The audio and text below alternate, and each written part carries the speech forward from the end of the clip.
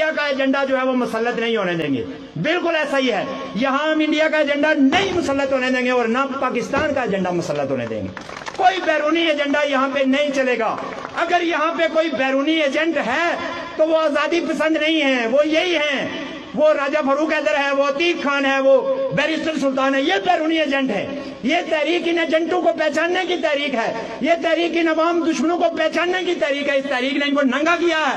یہ منہ دکھانے کے قابل نہیں ہے, یہ لوگوں کے سامنے جانے کے قابل نہیں ہے. اور اب یہ کہتے ہیں ایکشن کمیٹی ہمارے ساتھ چلے اور ہم چل کر جو ہے وہ کریں گے, مذاکرات کریں گے, پاکستان کے ساتھ مذاکرات کریں گے اور پاکستان سے الحاق کریں گے. ٹھیک ہے, پاکستان سے الحاق ہی کر لو. کیسے کرو گے الحاق؟ الحاق کا فارمولہ کیا ہے؟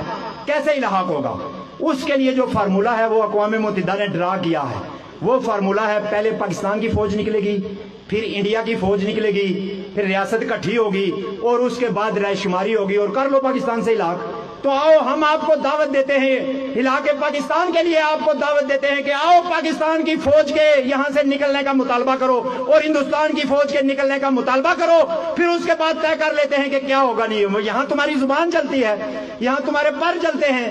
پاکستان کی فوج کو کیوں نکالنے کا مطالبہ کریں جی؟ وہ ہماری فوج ہے. کس نے کہہ دیا وہ ہماری فوج ہے؟ اس کا نام ہی پاکستان آرمی ہے. آپ ایک ڈسپیوٹڈ علاقہ ہو تو یہ جو جتنی بھی 2 نمبر